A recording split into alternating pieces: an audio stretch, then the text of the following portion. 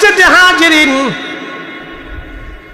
রব্বুল আলামিন মহাগ্রন্থ পবিত্র কুরআনুল কারীমে আমার রব আমার আল্লাহ বলে দিলেন, হে আমার হাবিব, আমার তাম সৃষ্টি আমার সিজদা দেয়। আপনি তো নিজেও দেখেন হে নবী, তাম সৃষ্টি আমাকে সিজদা দেয়। হুজুর, তার মানে বোঝা গেল সবার আগে আল্লাহকে যিনি আল্লাহ বলে স্বীকার করলেন তিনি আমার আপনার নবী। খুব মনোযোগ দিবেন, ওই নবীকে রব্বুল আলামিন দুনিয়াতে পাঠিয়ে দিলেন। এই জন্য আল্লাহ বলেন, কদ জাআকুম মিনাল্লাহি নূরুন ওয়া কিতাবুম মুবিন। আমি আল্লাহ আমার কাছ থেকে, আমার পক্ষ থেকে নবী আপনাকে পাঠিয়েছি নূর বানায়া। অপর আয়াত আল্লাহ বললেন, ওমা আরসালনাকা ইল্লা রাহমাতাল লিল আলামিন। तमाम বিশ্ববাসীর জন্য শুধু আপনাকে রহমত বানাই আমি পাঠিয়েছি। আল্লাহ বললেন, হাবিব আমি আপনাকে পাঠিয়েছি। আর এক আয়াত আল্লাহ বললেন, কামা আরসালনা ফীকুম রাসূলা, আমি আপনাকে তাদের মধ্যে রাসূল বানিয়ে পাঠিয়েছি। আল্লাহ বলেন, আমি আপনাকে পাঠাইলাম। অপর আয়াত আল্লাহ বললেন, ইয়া আইয়ুহান নাবিয়্যু ইন্না আরসালনাকা শাহিদ, ও আমার হাবিব আপনাকে আমি পাঠিয়েছি শাহিদ, সাক্ষী বানায় পাঠাইলাম। মুবাশশিরাও ওয়া নাযীরা, আপনাকে সুসংবাদ প্রদানকারী হিসেবে পাঠাইলাম, আপনাকে ভীতি প্রদর্শনকারী হিসেবে পাঠাইলাম। ওয়া দাঈয়ান ইলাল্লাহি বিইজনিহি ওয়া সিরাজাম মুনীরা, আপনাকে আমি আল্লাহর দিকে আহ্বানকারী হিসেবে পাঠিয়েছি। হাবিব আপনাকে পাঠাইলাম, আপনাকে আমি আল্লাহ পাঠিয়েছি। আল্লাহ বলেন, হুজুর আপনাকে পাঠাইছি, তার মানে আমাদের নবী ছিলেন আল্লাহর কাছে। কি কথা কর না কেন, ঠিক কিনা? কার কাছে ছিলেন? আল্লাহর কাছে নবীজি ছিলেন। আমার রহমতের নবী আল্লাহর কাছে ছিলেন। আল্লাহর কাছ থেকে নূরের নবীকে আল্লাহ পাঠাইলেন। খুব মনোযোগ দিবেন, নূরের নবীকে আল্লাহ পাঠাইলেন। হযরতে আদম সফিউল্লাহর পেশানিতে আল্লাহ পাঠাইলেন। আমার রব আমার আল্লাহ তার নবীকে দুনিয়াতে পাঠাইলেন। পেশানি আদম সফিউল্লাহর চুল থেকে তুনকালু মিন সালিবিন ইলা রাহিমিন ইদা মাদা আলামুন বাদা তাবাক। 30,000 সাহাবীর সামনে হযরত আব্বাস রাদিয়াল্লাহু আনহু তাবুকের যুদ্ধের ময়দানে মোল্লা আলী কারি রাহিমাহুল্লাহ আল মাউরিদের মধ্যে লেখেন, 27টি কিতাবের মধ্যে এসেছে সাহাবী রাসূল হযরতে আব্বাস রাদিয়াল্লাহু আনহু নবীজির চাচা হয়ে নবীর সামনে কবিতা বললেন, হুজুর আপনার প্রশংসা করতে চাই। নবীজি বললেন, প্রশংসা করো। তখন নবীজির চাচা বললেন, তুনকালু মিন সালিবিন ইলা রাহিমিন ইদা মাদা আলামুন বাদা তাবাক। নবীজি আপনি যখন দুনিয়াতে আসলেন, সুল থেকে রেহেম, পবিত্র রেহেম থেকে সুল। আল্লাহ কোরআনে বললেন, ওয়া তাকাল্লুবাকা ফিস সাজিদিন। এই আয়াতের তাফসীরে বিশ্ববিখ্যাত ইমাম রাইসুল মুফাসসিরিন, যিনি সমস্ত তাফসীরকারকদের যিনি সরদার, হযরত আব্দুল্লাহ ইবনে আব্বাস রাদিয়াল্লাহু আনহুমা বললেন, এই আয়াত দিয়ে আল্লাহ বুঝিয়েছেন প্রত্যেক যুগে যুগে কারানান ফাকারানান, যুগের আবর্তনে বিবর্তনে, মানে যুগের পর যুগ আমার আল্লাহ পবিত্র রেহেম থেকে সুল থেকে রেহেমে নূরে মুহাম্মাদিকে আমার আল্লাহ স্থানান্তর করলেন। আদম থেকে শীষ থেকে পবিত্র সুল হয়ে হযরত নূহ আলাইহিস সালাতু ওয়াস সালাম। নূহ নবী মহাপ্লাবনের ভিতরে তিনি একা ছিলেন না, ওই নূহ আলাইহিস সালামের সুলবে নূরে মুহাম্মাদি সাল্লাল্লাহু আলাইহি সাল্লাম ছিল।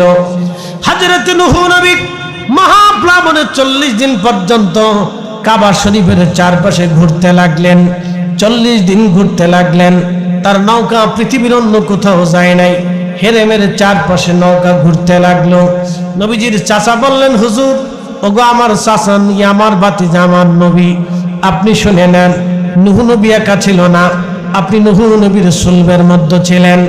হুজুর, ওই দিন মাসুরার প্রতিমা পূজারীরা ডুবে মারা গেল। ইয়া রাসূলুল্লাহ, নূহ নবী একা ছিল না, নূহ নবী থেকে আপনার পবিত্র রেহেম সুল করে আল্লাহর নীতি নিতে ইব্রাহিম আলাইহিস সালাতু ওয়াস সালামের কাছে নিয়ে গেলেন। ইব্রাহিমকে আগুনের মধ্যে ফেলে দেওয়া হলো। ইব্রাহিম একা ছিল না, আপনি ইব্রাহিমের মধ্যে আপনি নবীজি ছিলেন। হযরতে সাইয়েদুনা ইব্রাহিম আলাইহিস সালাম একা ছিলেন না, ইব্রাহিমের মধ্যে নূরে মুহাম্মাদি ছিল। খুব মনোযোগ দিয়ে ভালো করে শুনবেন, ইব্রাহিম আলাইহিস সালাতু ওয়াস সালাম একা না। যখন নূরে মুহাম্মদ ইব্রাহিমের মধ্যে চলে গেল, আগুন জ্বললো, ইব্রাহিম জ্বলে না। ইয়া নারু কুনি বারদাও ওয়া সালামান আলা ইব্রাহিম। আমার আল্লাহ ইব্রাহিমের জন্য আগুনকে আমার রব এয়ার কন্ডিশন করে দিলেন। ইব্রাহিম থেকে নিয়ে আসলেন পবিত্র সুল থেকে রেহেম করে আমার আল্লাহ হযরতে হাজর আলাইহিস সালামের মাধ্যমে হযরত সাইয়েদুনা ইসমাঈল আলাইহিস সালামের সুলবে নিয়ে আসলেন। ইসমাঈল আলাইহিস সালাম ইব্রাহিমের সুরির নিচে চলে গেলেন। বন্ধু, খুব মনোযোগ দিয়ে শুনবেন, সাইয়েদুনা ইসমাঈলকে যখন জবে করার জন্য মক্কাতুল মুকাররমার মিনা প্রান্তরে একটা ছোট্ট পাহাড়ের পাশে একটা টিলা আছে, এই টিলার উপরে এখনো সেই চিহ্নটা আছে যেখানে সাইয়েদুনা ইব্রাহিম খলিলুল্লাহ হযরত ইসমাঈল আলাইহিস সালামকে জবাহ করতে গিয়েছিলেন। ছুরি হাতে নিয়ে বিসমিল্লাহি আল্লাহু আকবার বলে চোখ বেঁধে হযরত ইব্রাহিম জবাহুল্লাহ, ইব্রাহিম খলিলুল্লাহ ইসমাঈল জবাহুল্লাহকে ছুরি চালাইলেন। তখনই আল্লাহ ডাক দিলেন, জিবরাইল তাড়াতাড়ি যাও, আমার ইসমাঈলকে সরাইয়া জান্নাত থেকে জুম্বা চালায়া দাও। জিবরাইল বলেন, হুজুর, এই দিন আমার এত কষ্ট হয়েছিল, আমি খোদার আরশে মুআল্লার নিচে সিদরাতুল মুনতাহার পাশে ছিলাম, আমি খোদার হুকুম পাই একটা দৌড় মারলাম, আল্লাহর জান্নাতে গেলাম। 40 বছর ধরে জান্নাতে একটা দুম্বা লালন পালন চলতেছিল, ওই দুম্বাখানাকে ধরে নিয়ে আমি জমিনে গেলাম। মিনা প্রান্তরে যাইয়া ছুরির নিচ থেকে ইসমাঈল আলাইহিস সালামকে সরাইয়া আমি দুম্বাখানা ইব্রাহিমের ছুরির নিচে দিয়ে দিলাম। সেই জন্য তিনি হলেন জবিহুল্লাহ, আল্লাহর পক্ষ থেকে জবাহ, কিন্তু জবাই হলো না। কারণ কি? ওই সময় ইসমাঈল একা ছিলেন না, ইসমাঈলের সেশনে, ইসমাঈলের সুলবে নূরে মুহাম্মাদি সাল্লাল্লাহু আলাইহি সাল্লাম ছিল। একবার জোরে বলা যাবে কি মারহাবা?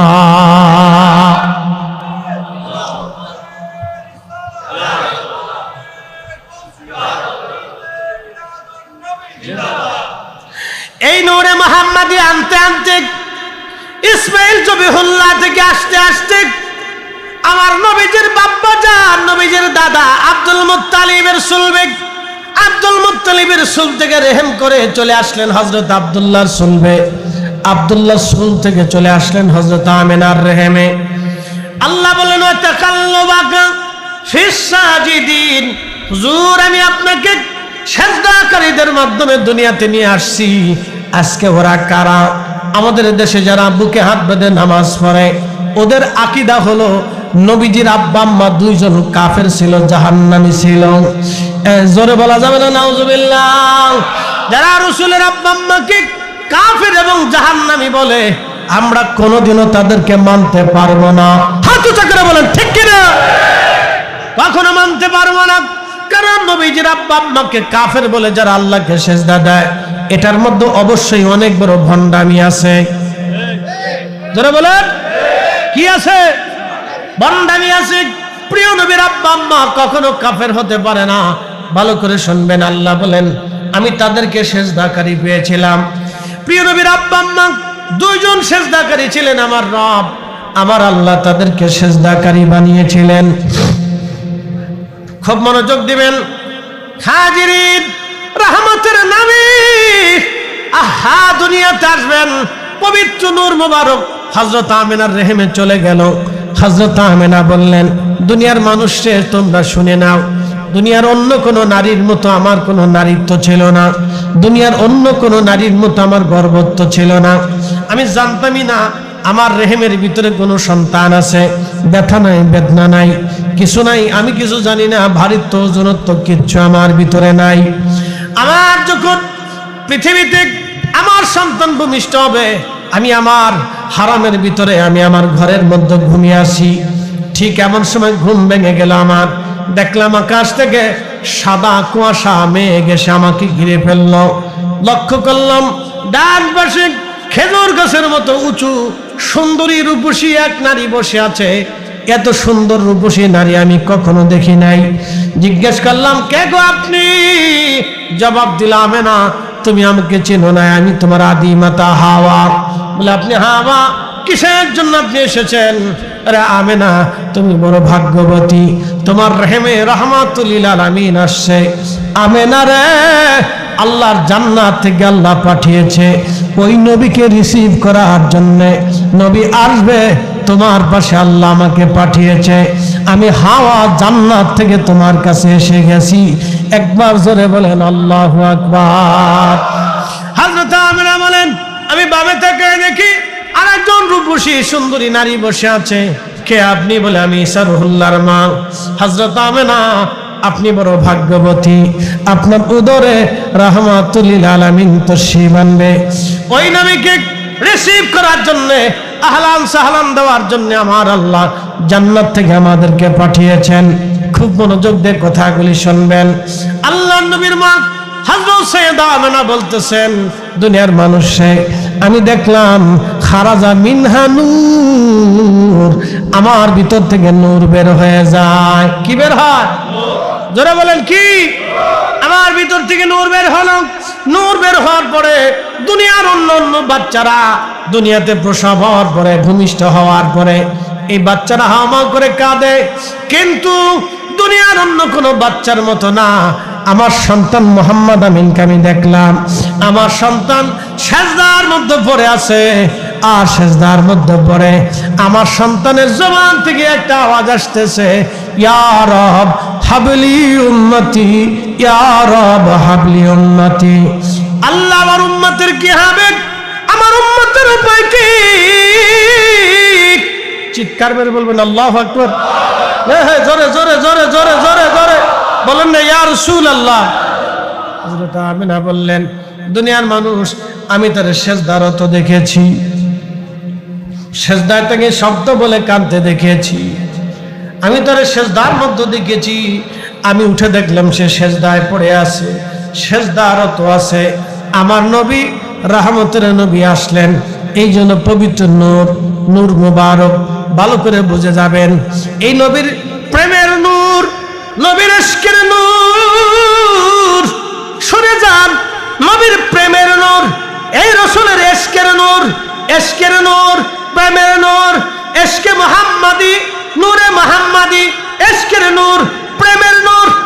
ঈমানের ভিতরে, কলিজার ভিতরে যদি না থাকে, ওই ঈমানের 4 পয়সা দাম নাই।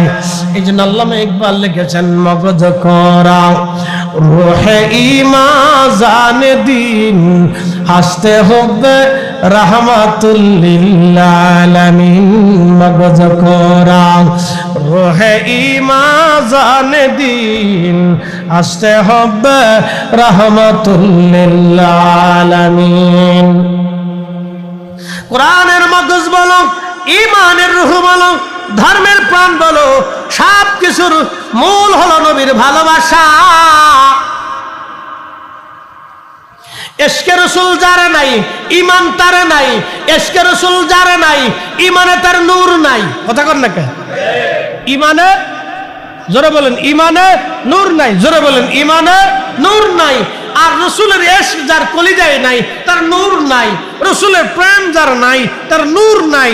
আল্লাহ রাসূল নিজে বলেছেন, লা ইউমিন, ঈমানদার হবে না হাত্তা আকুনা আহাব্বা ইলাইহি মিন ওয়ালিদিহি ওয়া ওয়ালাদিহি ওয়ান নাসি আজমাইন। আমি জিন বানাইলাম, আগুনের শিখা দিয়ে জিন বানাইছি। বলে, আগুনের শিখা কি? মোমবাতি জ্বালাবেন। মোমবাতি জ্বালানোর পরে এই মোমবাতির উপরে যে হলুদ আগুন, হলুদের পরে দেখবেন সবুজ সবুজ আগুন। এই সবুজ আগুনের পরে দেখবেন একটা ধোঁয়া দেখা যায়। এই ধোঁয়া থেকে আমার রব জিন জাতি বানাইলেন, যেটা দেখা যায় না, ধোঁয়ার মতো আসে, ধোঁয়ার মতো চলে যায়। মাঝে মধ্যে ওরা কুকুরের আকৃতি, বিড়ালের আকৃতি বেশি নেয়, সাপের আকৃতি নিয়ে ঘরের মধ্যে জিন জাতিরা আসে। এই জন্য আল্লাহর নবী বললেন, তোমাদের ঘরের মধ্যে যদি কোনো সাপ দেখো, তাহলে প্রথমত তাকে বলবা, হে তুমি আল্লাহর বান্দা, আমাকে ছেড়ে চলে যাও, আমার বাসস্থান থেকে তুমি চলে যাও, তুমি হযরত সুলাইমান আলাইহিস সালামের দেওয়া আইন মেনে চলো। সুলাইমান আলাইহিস সালামের শর্ত তুমি মেনে চলো। যদি সে আসলে জিন হয় তাহলে ঘর থেকে চলে যাবে, আর যদি জিন না হয়, সাপ হয়ে থাকে, তাহলে চলে না গেলে তাহলে বাটাম চালান দিয়ে দাও। বাটাম চালান বুঝছেন নি? লাঠি চালান দিয়ে দাও। আমাদের ফরিদপুরের ভাষায় কয় বাটাম চালান। এরপরে বাটাম চালান দিয়ে দাও, কোনো কথা শুনে নেই, মেরে দাও, অসুবিধা নেই, কোনো মামলা হবে না। কিন্তু আগে সতর্ক করতে হবে। ঘরের মধ্যে সাপ দেখলে আগে সতর্ক করবে, এই আল্লাহর বান্দা চলে যাও, তুমি সুলাইমান আলাইহিস সালামের আইন মানো, সেই বিধানে তুমি আমার ঘর ছেড়ে দিয়ে চলে যাও। কারণ সুলাইমান আলাইহিস সালামের সাথে জিন জাতির একটা সংবিধান হয়েছিল, রেজুলেশন হয়েছিল, তোমরা পৃথিবীতে কোন মানব গোষ্ঠীকে কষ্ট দিতে পারবে না, কোন মানব জাতির বাসস্থানের ভিতরে তোমরা এসে বিশৃঙ্খলা তৈরি করতে পারবে না। সুলাইমান আলাইহিস সালামের সাথে জিনদের একটা রেজুলেশন হয়েছিল, লিখিত রেজুলেশন। এখন বিজ্ঞান বলে পৃথিবীতে কোনো জিন টিন নাই। আচ্ছা, বিজ্ঞান মানি না কোরআন মানি? একসাথে বলে, জোরে বলে, আরো জোরে। জোর হয় না কেন? জোরসে বলো। পদার্থ বিজ্ঞানী, রসায়ন বিজ্ঞানী বলে জগতে স্রষ্টা বলে কিছু নেই। আমি বলি বিজ্ঞানী নিজেই পাগল হয়েছে। স্রষ্টা যদি না থাকতো তাহলে বিজ্ঞানী নিজের স্বাস্থ্য, নিজের জীবন ধরে রাখতে পারতো। ও নিজেও বাঁচে না, কয়েকদিন পরে হেউ মরে যায়, তার চুল ফেঁকে যায়, দাড়ি ফেঁকে যায়। সে যে এত বড় বিজ্ঞানী, কেউ পারলো না চুল কাঁচা রাখতে, এত বড় বিজ্ঞানী সে পারলো না তার ত্বককে সজীব রাখতে, এত বড় বিজ্ঞানী সে পারলো না তার যৌবন ধরে রাখতে, এত বড় বিজ্ঞানী সে পারলো না তার জীবনের যৌবনকাল ধরে রাখতে। সে কেন বৃদ্ধ হয়ে গেল? তার মানে পদার্থ বিজ্ঞানের শেষ সীমানা, গবেষণা যেখানে শেষ, আমার রব, আমার রব্বুল আলামিন, আমার রহমান, আমার রহিমের কুদরত বিজ্ঞান কখনো শেষ করতে পারবে না। এই জন্য আল্লাহ বলেছেন, এ বান্দা, আমি আমার রবের মহিমা বর্ণনা করে তোমরা যদি সাগর পরিমাণও কালি হয়ে যায়, আর সমস্ত সৃষ্টির সাগর যদি কালি বানানো হয়, সমস্ত বৃক্ষ যদি কলাম হয়ে যায়, तमाम সৃষ্টির মানুষ যদি লিখতে থাকে, তাহলেও আমি রবের মহিমা লেখে কখনো শেষ করতে পারবে না। কথা বলেন ঠিক না বেটি? শেষ করা যাবে? আজ পর্যন্ত কলম শেষ করতে পারে নাই, কলম এখনো লিখতেছে, এখনো কলম লেখে। ওই যে লেখা শুরু হয়েছে, আজ পর্যন্ত কলম লিখতেছে। বলে হুজুর আপনি কেমনে জানেন? আল্লাহর মেহবুব নবীকে আল্লাহ আরশে মুআল্লাতে নিয়ে গেলেন মেরাজের রাতে, ঊর্ধ্ব আকাশে যখন জেগে গেলেন, উফুকিল আলা বিমা লা ইয়ালামুহু ইল্লাল্লাহ। সহিহ বুখারীতে খাদিম রাসূল হযরত আনাস রাদিয়াল্লাহু আনহু বলতেছেন, প্রিয় নবীর জবান থেকে শুনেছি আল্লাহর মেহবুব নবী বলেছেন, আল্লাহ তাকে এত উপরে নিলেন, এত উপরে নিলেন যে বিমা লা ইয়ালামুহু ইল্লাল্লাহ, এর সীমানা আল্লাহ ছাড়া আর কেউ জানে না। যখন আল্লাহ থেকে ঊর্ধ্ব আকাশে নিতে লাগলেন, তখন আল্লাহর নবী খসখস খসখস করে কলমের শব্দ শুনতে লাগলেন। জিজ্ঞেস করলেন, হে রব কি? বলে কলম কি করে? বলে এখনো তাকদীর লিখতেছে, তার লেখা শেষ হয় নাই, কিয়ামত পর্যন্ত সে লিখতেই থাকবে। একসাথে বলবেন না মারহাবা? এই জন্য আল্লাহ রাসূল বলে গেছেন, আফজালুজ জিকির, আফজালুজ জিকির, সর্বোত্তম জিকিরের নাম কি? লা ইলাহা ইল্লাল্লাহ। কারণ এই জিকিরের আগে আর কখনো কোনো জিকির চালু হয় না।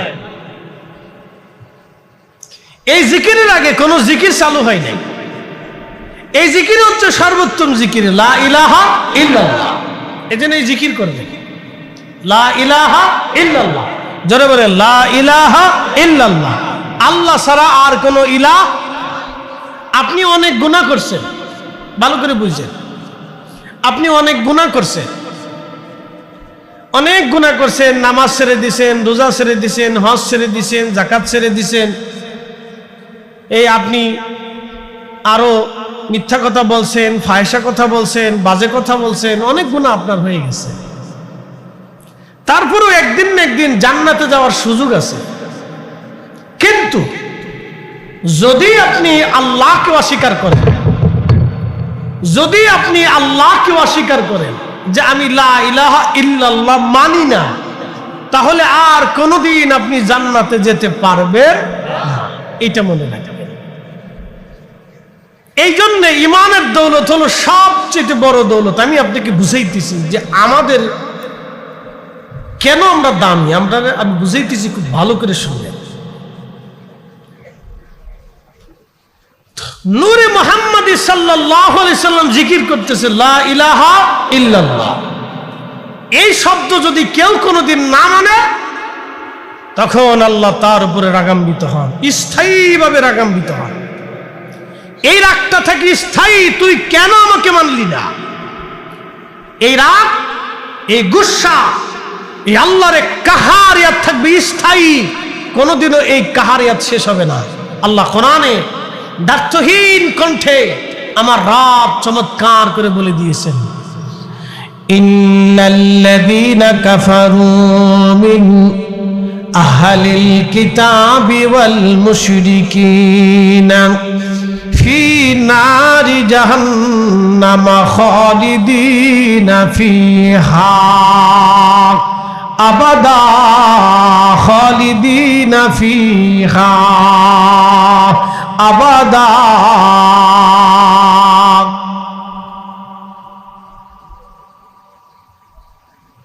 ইন্নাল্লাযীনা কাফারু মিন আহলিল কিতাবি ওয়াল মুশরিকিনা ফি নারি জাহান্নাম খালিদিনা ফিহা।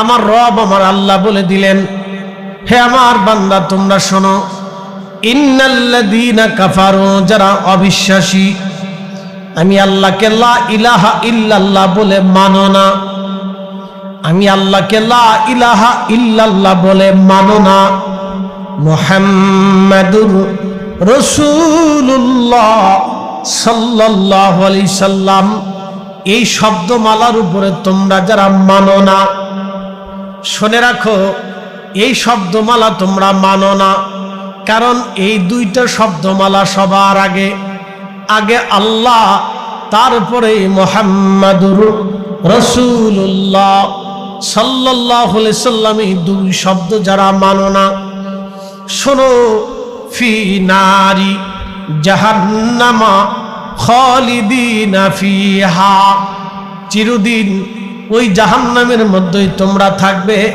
কোনোদিন ওই জাহান্নাম থেকে আমি বের করব না, আমি কোনোদিন তোমাকে জাহান্নাম থেকে বের করব না।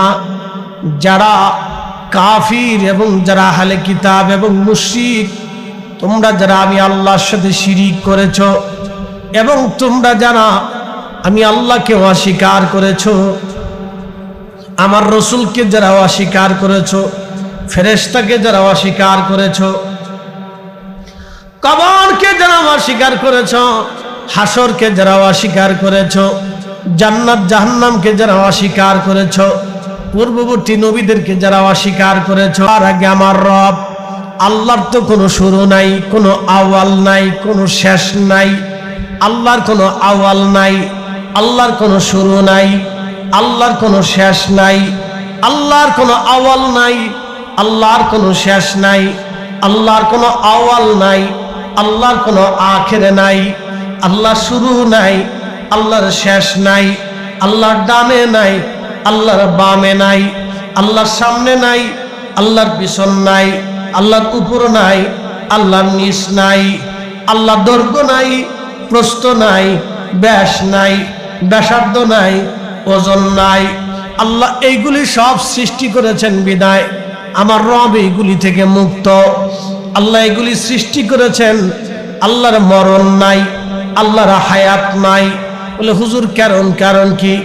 আল্লাহর কোনো হায়াত নাই, হায়াত আল্লাহ সৃষ্টি করেছেন, মৃত্যু আল্লাহ সৃষ্টি করেছেন, এই জন্য আল্লাহর হায়াত নাই, আল্লাহর মৌত নাই। আল্লাহ সব সময় সর্বকালের জন্য, সর্বসময়ের জন্য আমার রব আমার আল্লাহ এক। একবার জোরে বলা যাবে কি আল্লাহু আকবার। এখন আল্লাহ তিনি যে রব কেউ জানে না, তিনি যে রব কেউ জানে না, তো আল্লাহ প্রকাশ হতে চাই যে আমি যে রব তো কেউ জানুক। তো সেই জন্যই আল্লাহ সৃষ্টি করার এরাদা করলেন, সৃষ্টিকে সৃষ্টি করার এরাদা করলেন যে আমি যে রব, আমি যে লা ইলাহা ইল্লাল্লাহ কেউ তো জানে না, আমি তো একা, কুল হুয়াল্লাহু আহাদ, আমি তো এক, আমি ছাড়া তো আর কিচ্ছু নেই। তা আমি तमाम সৃষ্টি করব এরাদা করলেন। যে এরাদা করার পরে আল্লাহ সর্বপ্রথম তো একটা কিছু বানাইছেন না? তো সর্বপ্রথম তো আল্লাহ কিছু তৈরি করছেন। তো সর্বপ্রথম কি বানাইলেন? মোল্লা আলী কারি মাক্কি আল মাউরিদুর রাবি ফি মাউলিদিন নবী সাল্লাল্লাহু আলাইহি সাল্লামের রিসালার ভিতরে বিশ্ববিখ্যাত তার কিতাব। 450 বছর আগে উনি মক্কার ইমাম ছিলেন, হারামাইন শরীফাইনের ইমাম ছিলেন। তিনি তার কিতাবের মধ্যে লিখলেন যে আল্লাহ তাহলে কি বানাইলেন? তো সর্বপ্রথম আল্লাহ নূরে মুহাম্মাদি সাল্লাল্লাহু আলাইহি সাল্লামকে সৃষ্টি করলেন। একসাথে বলবেন না মারহাবা? আর একটু জোরে বলেন মারহাবা। বানাইলেন।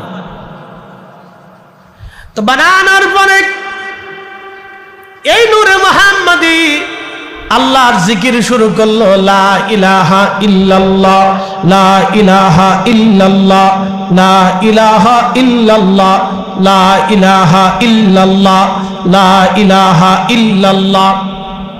আল্লাহ ছাড়া আর কোনো মালিক নাই, আল্লাহ ছাড়া মালিক নাই, আল্লাহ ছাড়া মালিক নাই। তখন আল্লাহ এক এবং আমার নবীজি আল্লাহ এবং তার রসুল আর কেউ নাই। রসুল বলতেছে লা ইলাহা ইল্লাল্লাহ। তো আল্লাহর কাজ কি? নবীজি তার নিজের কাজ শুরু করলেন, লা ইলাহা ইল্লাল্লাহ।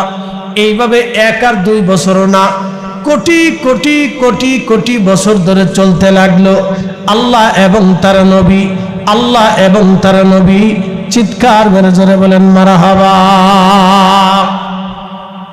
এই জন্য আলা হযরত রহিমাহুল্লাহ লেখছেন, সবসে আলা আলাহামা নবী, সবসে আলা আলাহামা, সবসে ভালা আলাহামা,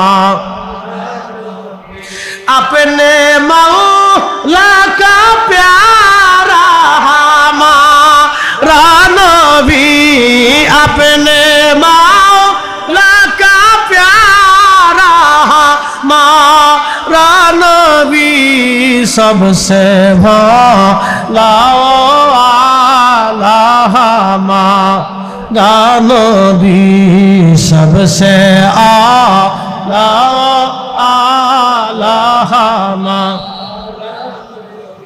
अपने मौला का प्यारा हमारा नबी, दोनों आलम का दुल्हा हमारा नबी, सबसे वाला आलाहमा। কি চমৎকার! আল্লাহর নবী এবং আল্লাহ কেউ নাই আর तमाम জগতে। আসমান নাই, জমিন নাই, আরশ নাই, কুরসি নাই, লৌহ নাই, কলম নাই, জমিন নাই, কেউ নাই, আল্লাহ এবং নবী। জিকির চলে আল্লাহর, জিকির চলে কার? জোরে বলেন কার? আল্লাহ। এখন তাহলে করেন কি? নবীজি তো শুরু করলেন লা ইলাহা ইল্লাল্লাহ। তো আল্লাহ কি করেন? আল্লাহ কোরআনে তার বর্ণনা দিয়ে বলে দিয়েছেন, ইউ সাল্লুনা আলান নবী, আমি ওই নবীর উপরে দুরূদ আগেও পড়তাম, এখনো পড়ি, আগামীতেও পড়ব। চিৎকার মেরে জোরে বলেন না মারহাবা।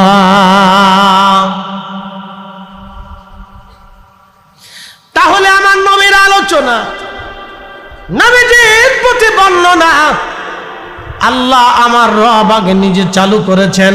কি কথা বলেন, ঠিক কিনা? আল্লাহ নিজে চালু করলেন। খুব ভালো করে মনোযোগ দিয়ে শুনবেন। এই জন্য আল্লাহ কোরআনে বললেন, কুল ইন্না সালাতি ওয়া নুসুকি ওয়া মাহইয়ায়া ওয়া মামাতি লিল্লাহি রাব্বিল আলামিন। নিশ্চয় সালাত আমি আল্লাহর জন্যে, কুরবানি আমি আল্লাহর জন্যে, জীবন আমি আল্লাহর জন্যে, মৃত্যু আমি আল্লাহর জন্যে, রব্বুল আলামিন সমস্ত জগৎ সমূহের রবের জন্যে। এরপরে আল্লাহ বললেন, ওয়াবিযালিকা উমিরতু লা শারীকা লা। হুজুর বলে দেন, আমার তো কোনো শরীক নাই। লা শারীকা লা, আমি রব ছাড়া আর কোনো রব নাই। লা শারীকা লা, বলে দেন আমি আল্লাহর শরীক নাই। ওয়াবিযালিকা উমিরতু, আপনি আরো বলে দেন যে আপনি আদিষ্ঠিত হয়েছেন এই কথাটা বলার জন্য। ওয়া আনা আউয়ালুল মুসলিমিন, আমি আল্লাহ, আপনি হাবিব বলে দেন আমি নবী সবার আগে মুসলমান। আপনি নবীর আগে আমাকে কেউ লা ইলাহা ইল্লাল্লাহ বলতে পারে নাই। আপনি নবীর আগে আমাকে কেউ আল্লাহ বলে স্বীকার করতে পারে নাই। আপনি নবীর আগে কেউ আমার জিকির করতে পারে নাই। আপনি নবীর আগে আমার শুকরিয়া কেউ আদায় করতে পারে নাই। আপনি নবীর আগে আমাকে কেউ সেজদা দিতে পারে নাই। আপনি নবীর আগে আমাকে কেউ আল্লাহ বলে স্বীকার করে নাই। আপনি নবীর আগে আমাকে কেউ রব বলে মেনে নাই। আপনি নবীর আগে আমি আমার একত্ববাদের স্বীকারোক্তি কেউ দেয় নাই। আপনি নবী সবার আগে আমাকে লা ইলাহা ইল্লাল্লাহ বলে মেনেছেন। একসাথে বলবেন না মারহাবা? আমি বলি নাই, আল্লাহ নিজে কোরআনে স্বীকার করেছেন। হুজুর আপনি বলে দেন, ওয়া আনা আউয়ালুল মুসলিমিন, আমি সবার আগে মুসলমান। আমি সবার আগে আল্লাহকে আল্লাহ বলে মেনেছি। আমি সবার আগে আল্লাহকে লা ইলাহা ইল্লাল্লাহ বলে মেনেছি। আমি সবার আগে আল্লাহকে সুবহান বলে মেনেছি। সবার আগে আল্লাহকে রহমান মেনেছি। সবার আগে আল্লাহকে রহিম মেনেছি। সবার আগে আল্লাহকে গফফার মেনেছি।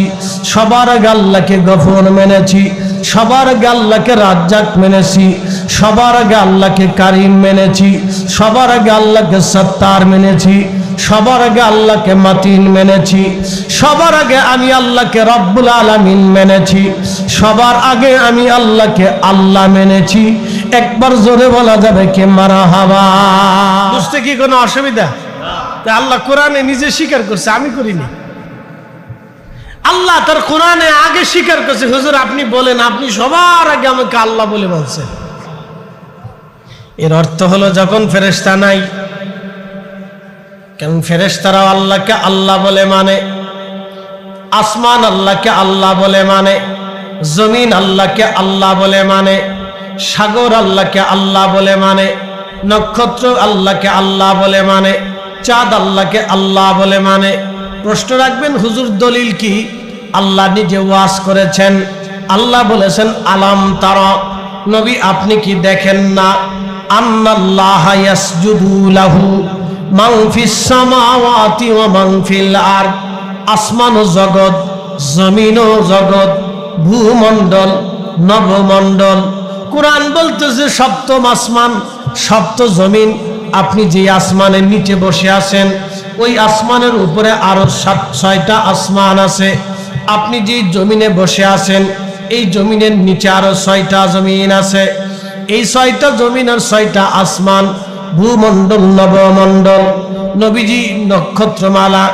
আপনারা আজকে পবিত্র মাহফিল অনুযায়ী আমার রসুলের মিলাদের মাহফিল দেখার কারণে সুন্দর করে সারা গ্রামে পুকুর সহ সাজিয়েছেন, ঝাড়ের বাতি লাগিয়েছেন। এই ঝাড়ের বাতি যত সুন্দর দেখা যায়, আকাশের নক্ষত্র এরকম সুন্দর দেখা যায়। আল্লাহ বলেন, আফালাম ইয়ানজুরু ইলাস সামা, নবী গো আপনার উম্মতকে বলেন তারা যেন আসমানের দিকে তাকায়। ফাওকাহুম কাইফা বানাইনাহা, ওয়া যায়্যানাহা মা লাহা মিন ফুরুজ, আমি কত সুন্দর করে আসমানকে সমুন্নত করেছি আর নক্ষত্র দিয়ে আমি আসমানকে সাজিয়েছি। চিৎকার মেরে জোরে বলেন আল্লাহু আকবার। আল্লাহ বলেন, হুজুর আপনি কি দেখেন না আসমান ও জগৎ, জমিন ও জগতে, ভূমণ্ডল না ভূমণ্ডলে যাহা কিছু আছে সব আমি আল্লাহকে সেজদা দেয়, আমি আল্লাহকে আল্লাহ বলে মানে। সুবহানাল্লাহ বলবেন না? আচ্ছা, কোন সনাতনী কি আল্লাহকে সেজদা দেয়? সনাতনী সেজদা দেয় কার্তিকের সামনে, গণেশের সামনে, শিবের সামনে, এই আপনার কি বলে কৃষ্ণার সামনে, কালীর সামনে, এরপরে দুর্গার সামনে সে সেজদা দেয়, কার্তিকের সামনে সেজদা দেয়, এই শিবের সামনে সেজদা দেয়, এরপরে লোকনাথের সামনে সেজদা দেয়, গাছের সেজদা দেয়, মাছের সেজদা দেয়, সাগরের সেজদা দেয়, সূর্যের সেজদা দেয়, আগুন জ্বালায় সেজদা দেয়। সনাতনী আল্লাহকে সেজদা দেয় না, বৌদ্ধ সে আল্লাহকে সেজদা দেয় না, সে বুদ্ধের সামনে সেজদা দেয়। শিখ গুরুদুয়ারা বানাইলো, ওই পশ্চিম পূর্ব পাঞ্জাবে স্বর্ণ মন্দির বানাইলো। এই স্বর্ণ মন্দির বানাইয়া শিখ ধর্মের মানুষেরা গুরু নানকের সামনে যায় সেজদা দিল, বলল তুমি আমাদের ভগবান। এ আমাদের দেশে যারা খ্রিস্টান আছে তারা কুরুশ বানাইয়া আল্লাহকে বিশ্বাস তারা করলো, কিন্তু বলল আল্লাহর স্ত্রী আছে, আল্লাহর মেয়ে আছে, আল্লাহর ছেলে আছে, আল্লাহর ছেলে বেটা স্ত্রী বানাইলো, আল্লাহর তৃতীয় খোদা বানাইলো।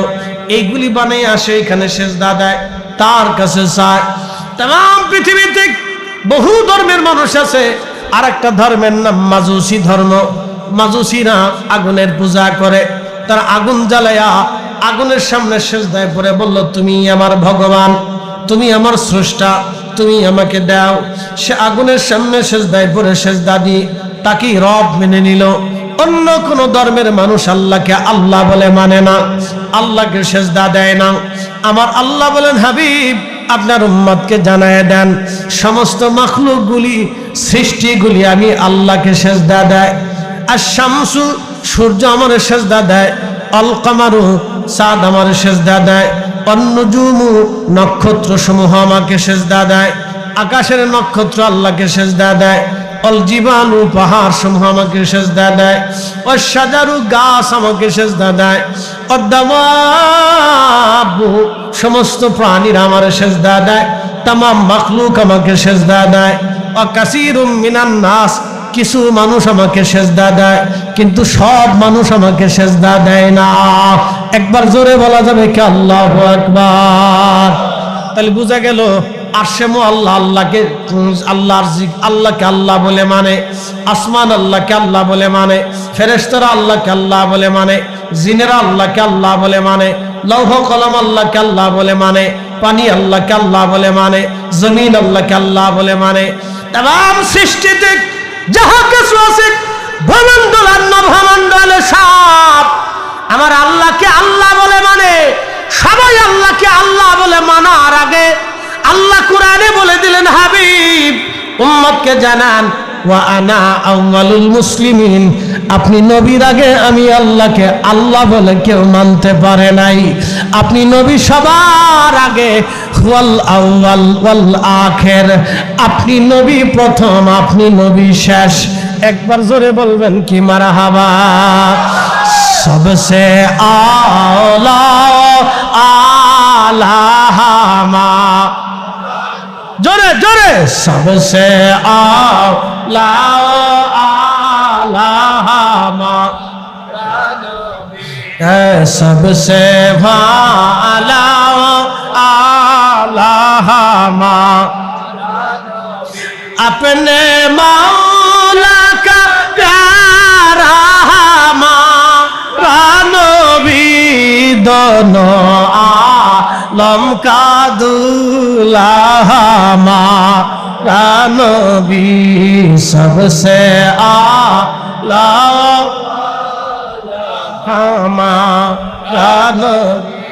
বুঝতে কষ্ট হয়? হ্যাঁ, আমার রসুল আগে, আমি কোরআন থেকে আপনারা বুঝেছি। কোন হাদিস আছে বেটা, হাদিস দিয়ে তুমি কি করবা? আমি আল্লাহর কোরআন থেকে সাক্ষ্য থেকে বুঝাই দিচ্ছি। তুমি হাদিস দিয়ে কি করবা? আল্লাহর কোরআনের দিকে তাকালি তো রাসূল আগে এটা নিজেই বোঝা যায়। ঠিক কথা কর না কেন?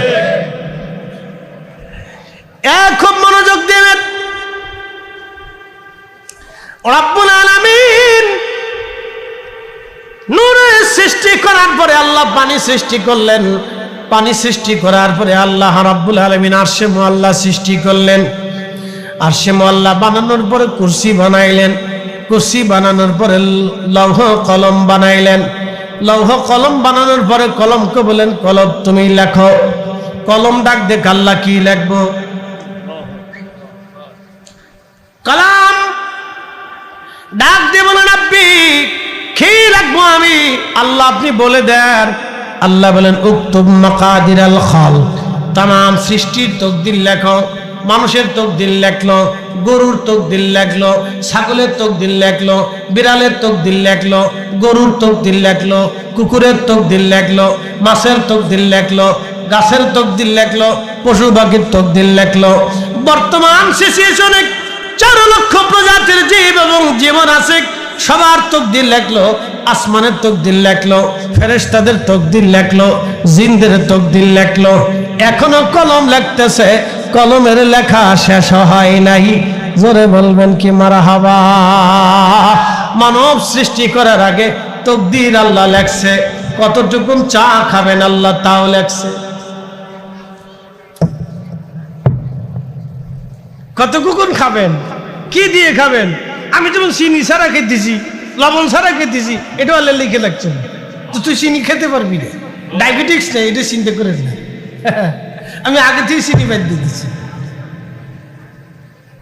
চিনি বেশি খেলে কণ্ঠের সমস্যা, এই জন্য চিনি বাদ দিচ্ছি, এটা থাক। তো খুব মনোযোগ দেবেন। সৃষ্টি কি হবে তকদির আমার আল্লাহ লেখলেন। ভাগ্যে কি আছে সব লেখলেন। এটার নাম তাকদির। আমার রব আমার আল্লাহ লেখলেন, তাকদির লেখলেন 50,000 বছর আমাদের সৃষ্টি করার আগে। এরপরে আল্লাহ আসমান জমিন বানাইলেন। তারপরে আল্লাহ ফেরেশতা বানাইলেন। ফেরেশতা জাতির বহু বহু বছর পরে আল্লাহ জিন জাতি বানাইলেন। ফেরেশতাদের সাথে আল্লাহর প্রেম হলো না, মজা লাগলো না, জিন আল্লাহ বানাইলেন। জিন জাতির আদি পিতার নাম তারান্নুস, তার উপাধি হলো আবুল জিন। জীবনে হায়াত পেয়েছিল 60,000 বছর। একসাথে জোরে বলবেন আল্লাহু আকবার। আল্লাহ বলেন, ওয়াখালাকাল জান্না মিম্মা রিজিম মিন নার। আমি জিন বানাইলাম, আগুনের শিখা দিয়ে জিন বানাইছি। বলে আগুনের শিখা কি? মোমবাতি জ্বালাবেন। মোমবাতি জ্বালানোর পরে এই মোমবাতির উপরে যে হলুদ আগুন, হলুদের পরে দেখবেন সবুজ সবুজ আগুন। এই সবুজ আগুনের পরে দেখবেন একটা ধোঁয়া দেখা যায়। এই ধোঁয়া থেকে আমার রব জিন জাতি বানাইলেন, যেটা দেখা যায় না। ধোঁয়ার মতো আসে, ধোঁয়ার মতো চলে যায়। মাঝে মধ্যে ওরা কুকুরের আকৃতি, বিড়ালের আকৃতি বেশি নেয়, সাপের আকৃতি নিয়ে ঘরের মধ্যে জিন জাতিরা আসে। এই জন্য আল্লাহর নবী বললেন, তোমাদের ঘরের মধ্যে যদি কোনো সাপ দেখো তাহলে প্রথমত তাকে বলবা, হে তুমি আল্লাহর বান্দা, আমাকে ছেড়ে চলে যাও, আমার বাসস্থান থেকে তুমি চলে যাও, তুমি হযরত সুলাইমান আলাইহিস সালামের দেওয়া আইন মেনে চলো। সুলাইমান আলাইহিস সালামের শর্ত তুমি মেনে চলো।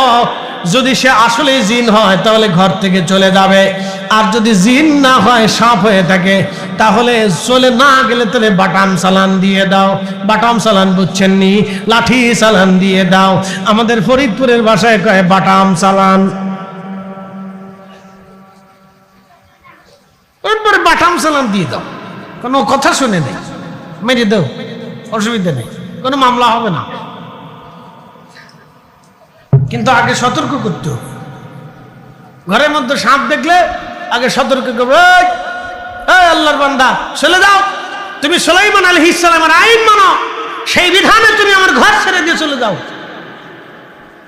কারণ সুলাইমান আলাইহিস সালামের সাথে জিন জাতির একটা সংবিধান হয়েছিল, রেজুলেশন হয়েছিল, তোমরা পৃথিবীতে কোন মানব গোষ্ঠীকে কষ্ট দিতে পারবে না, মানব জাতির বাসস্থানের ভিতরে তোমরা এসে বিশৃঙ্খলা তৈরি করতে পারবে না। সুলাইমান আলাইহিস সালামের সাথে জিনদের একটা রেজুলেশন হয়েছিল, লিখিত রেজুলেশন। এখন বিজ্ঞান বলে পৃথিবীতে কোনো জিন টিন নাই। আচ্ছা, বিজ্ঞান মানি না কোরআন মানি? একসাথে বলে, জোরে বলে, আরো জোরে। জোর হয় না কেন? জোরসে বলো। পদার্থ বিজ্ঞানী, রসায়ন বিজ্ঞানী বলে জগতে স্রষ্টা বলে কিছু নেই। আমি বলি বিজ্ঞানী নিজেই পাগল হয়েছে। স্রষ্টা যদি না থাকতো তাহলে বিজ্ঞানী নিজের স্বাস্থ্য, নিজের জীবন ধরে রাখতে পারতো। ও নিজেও বাঁচে না, কয়েকদিন পরে হেউ মরে যায়, তার চুল ফেঁকে যায়, দাড়ি ফেঁকে যায়। সে যে এত বড় বিজ্ঞানী, কেউ পারলো না চুল কাঁচা রাখতে। এত বড় বিজ্ঞানী, সে পারলো না তার ত্বককে সজীব রাখতে। এত বড় বিজ্ঞানী, সে পারলো না তার যৌবন ধরে রাখতে। এত বড় বিজ্ঞানী, সে পারলো না তার জীবনের যৌবনকাল ধরে রাখতে। সে কেন বৃদ্ধ হয়ে গেল?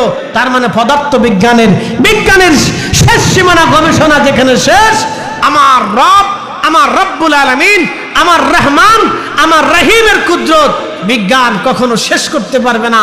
এই জন্য আল্লাহ বলেছেন, এ বান্দা, আমি আমার রবের মহিমা বর্ণনা করে তোমরা যদি সাগর পরিমাণও কালি হয়ে যায়, আর সমস্ত সৃষ্টির সাগর যদি কালি বানানো হয়, সমস্ত বৃক্ষ যদি কলাম হয়ে যায়, तमाम সৃষ্টির মানুষ যদি লিখতে থাকে, তাহলেও আমি রবের মহিমা লেখে কখনো শেষ করতে পারবে না। কথা বলেন ঠিক না বেটা? শেষ করা যাবে? আজ পর্যন্ত কলম শেষ করতে পারে নাই। কলম এখনো লিখতেছে, এখনো কলম লেখে। ওই যে লেখা শুরু হয়েছে, আজ পর্যন্ত কলম লিখতেছে। বলে হুজুর আপনি কেমনে জানেন? আল্লাহর মেহবুব নবীকে আল্লাহ আরশে মুআল্লাতে নিয়ে গেলেন মেরাজের রাতে। ঊর্ধ্ব আকাশে যখন জেগে গেলেন, উফুকিল আলা বিমা লা ইয়ালামুহু ইল্লাল্লাহ। সহিহ বুখারীতে খাদিম রাসূল হযরত আনাস রাদিয়াল্লাহু আনহু বলতেছেন, প্রিয় নবীর জবান থেকে শুনেছি আল্লাহর মেহবুব নবী বলেছেন, আল্লাহ তাকে এত উপরে নিলেন, এত উপরে নিলেন যে বিমা লা ইয়ালামুহু ইল্লাল্লাহ, এর সীমানা আল্লাহ ছাড়া আর কেউ জানে না। যখন আল্লাহ থেকে ঊর্ধ্ব আকাশে নিতে লাগলেন, তখন আল্লাহর নবী খসখস খসখস করে কলমের শব্দ শুনতে লাগলেন। জিজ্ঞেস করলেন, হে রব কি? বলে কলম। কি করে? বলে এখনো তাকদীর লিখতেছে, তার লেখা শেষ হয় নাই, কিয়ামত পর্যন্ত সে লিখতেই থাকবে। একসাথে বলবেন না মারহাবা? ভাগ্যে যা আছে উঠেই হবে।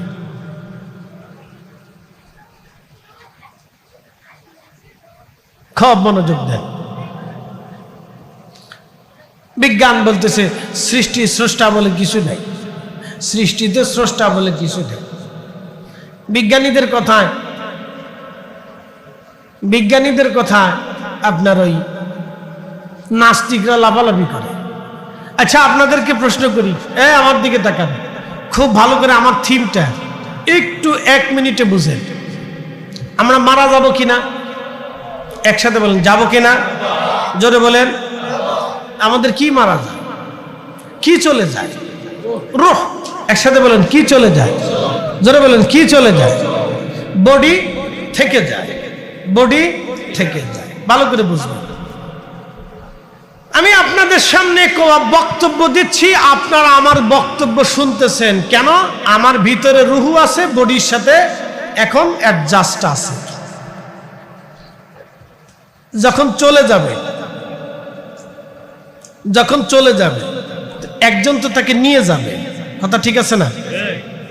একজন তো গেল, রসায়নবিদদের সামনে রূহ চলে গেল, দার্শনিকের সামনে রূহ চলে গেল, ওঝার সামনে রূহ চলে গেল, কবিরাজের সামনে রূহ চলে গেল, জাদুকরের সামনে রূহ চলে গেল। মানুষ এত জাদুবিদ্যা শিখলো কিন্তু রূহ ধরে রাখতে পারলো না। মানুষ এত বিজ্ঞান শিখলো কিন্তু রূহ ধরে রাখতে পারলো না। মানুষ এত জ্ঞান শিখলো কিন্তু রূহ ধরে রাখতে পারলো না। তো রূহ চলে গেল, একজন তো নিয়ে গেল। কে নিয়ে গেল? মানুষ যখন চাঁদে যায়, চাঁদে যাওয়ার সময় রকেটের ভিতরে সে মারা যায়, অথবা চাঁদে উঠার পরে মহাকাশে যাওয়ার পরে সে মারা যায়। তাহলে মহাকাশে যে সে মারা গেল, সে মারা যাওয়ার সময় তার রূহ কে নিল? নিশ্চয়ই একজন নিয়ে গেছে। কে নিল? যিনি নিলেন তিনি মালাকুল মউত আজরাইল। কার হুকুমে নিলেন? তিনি রব্বুল আলামিনের হুকুমে নিলেন। কোথায় নিলেন? আর একটা জগতে নিয়ে চলে গেলেন। তাহলে বোঝা গেল যে গেল সেও সত্য, যে নিল সেও সত্য, যার হুকুমে নিল সেও সত্য, যেই জগতে নিল জগৎ সত্য। একসাথে বলবেন না মারহাবা? হিসাব সহজ। তো বিজ্ঞানী পাগল হলে তো আর আমরা পাগল হবো না, না বিজ্ঞানী পাগল হলে তো আর আমরা পাগল হবো না।